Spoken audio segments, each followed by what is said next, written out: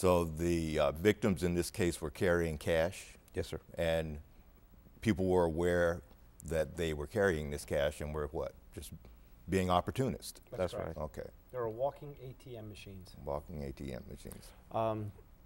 Because again, they're working all hours of the night. And most of them will walk by themselves from their vehicle to where they reside, or walk to and from work. And they were targeted and approached and attacked. Approached and attacked. Knowing that A, they could not communicate with the police, and B, most likely they didn't want to communicate with the police. All right. All right, so we're back to community outreach. We have to get into the community. We have to let the victims know that it's safe for them to come to the police and talk about what's going on, so that we can in turn help them. And we have to do some education, right, to make sure that people know what not to do, how not to be a victim.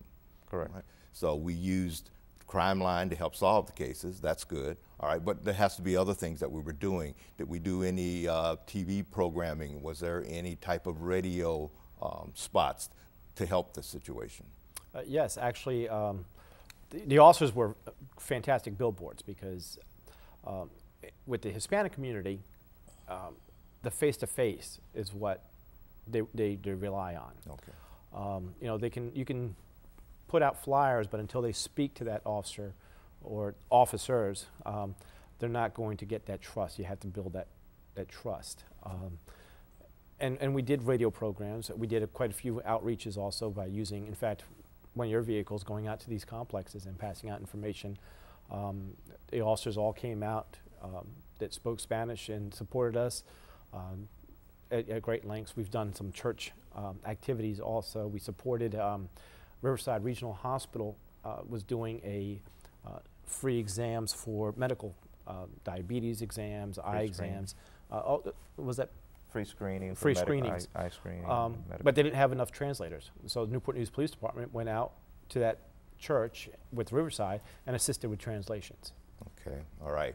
Now you did speak of the radio programming. Is that ongoing, or has that, how does that work? Yes, it is. In fact, it's Selecta 1050 AM radio every Thursday at 7:30 in the morning till about 10 to 8 or 8 o'clock. They do a segment and they speak with Norfolk Police Officer, Officer Valdez, who does an outstanding job on that side of the water, what we're doing here. Detective Hernandez also assists. We alternate going back and forth who does the programming, because we want to make sure that we're putting it out, because I understand that the way we got into the radio programming there was that they were getting calls from Newport News residents talking to Officer Valdez, who's on the Norfolk side, about things that were going on here. And then I was invited over to take those calls, and then it just mushroomed from there. Yes. So is this a live radio show? It's a live radio show. Okay.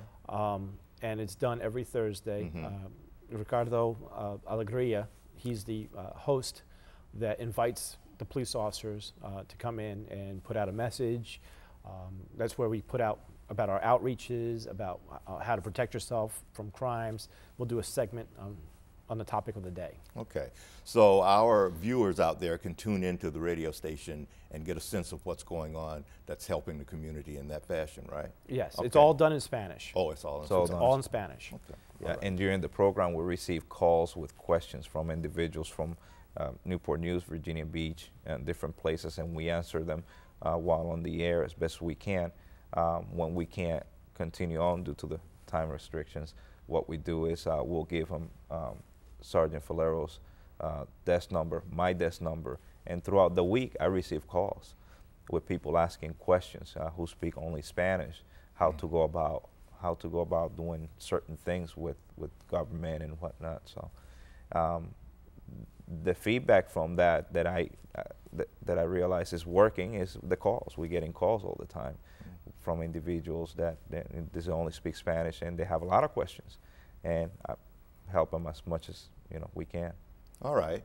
Then for our viewing audience, what type of tips would you give or suggestions would you give that will help? They don't hear the radio show. Let's assume they don't hear the radio show, and they want to know what's going on in the Hispanic community, how they can protect themselves. What kind of tips would you give? Well, normally is to limit the carrying of large amounts of cash. We put out on the radio station over the holidays, you know, people buying gifts and so on. They tend to place them in plain view inside the vehicle, to lock it in the trunk, purse, wallet, anything of value, to lock it in the trunk of the vehicle while they go shopping, and things of that nature. In reference to the robberies and things of that nature, you know, we'll give tips as to how to protect themselves, you know, not to walk in dark areas, you know, walk with a friend or someone else, and things of that nature that give them ideas how to protect themselves and not become a victim. Okay, and also for our viewers, what about a phone number? What number can they call with the Newport News Police Department to get information that they need? Well, we've been giving out, like I said, our desk numbers. Okay. Would you like to give that out? Yes, sir. All right. My desk number is 926-4750, and that's 926-4750. And Detective Hernandez. It's a new number, 926-4756. That's correct. 4756. All right. Okay. So we are working to keep the Hispanic community and all communities, of course, in the city of Newport News protected. And I want to thank you very much for joining us right here today for Behind the Badge. Thank you. Thank you, sir.